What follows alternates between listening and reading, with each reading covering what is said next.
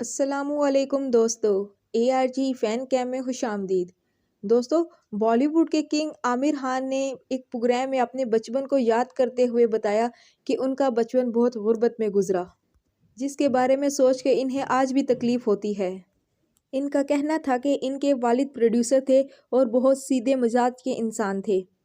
جب میری عمر 10 برس تھی تو زندگی کا بہت مشکل دور دیکھا۔ میرے ابو کو فلم کے لیے سود پر قرضہ لینا پڑتا تھا۔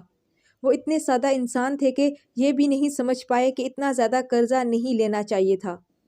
بعد میں لوگ قرض کی وصولی کے لیے ابو کو فون کرتے تھے اور دھمکیاں دیتے تھے۔ یہ دیکھ کر بہت تکلیف ہوتی تھی۔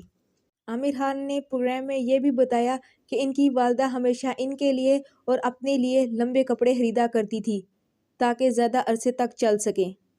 اسکول کے بارے میں پوچھے گئے سوال پر عامر خان نے بتایا کہ کبھی ایسا نہیں ہوا تھا کہ ہماری فیس وقت پر ادا کی گئی ہو۔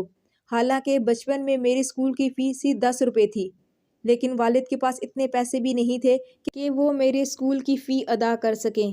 لوگ کہتے تھے کہ پروڈیوسر کا بیٹا ہے اور فی تک ادا نہیں کر سکتا، لیکن یہ ہم ہی جانتے ہیں کہ زندگی کے وہ 8 سال ہم نے کیسے گزارے۔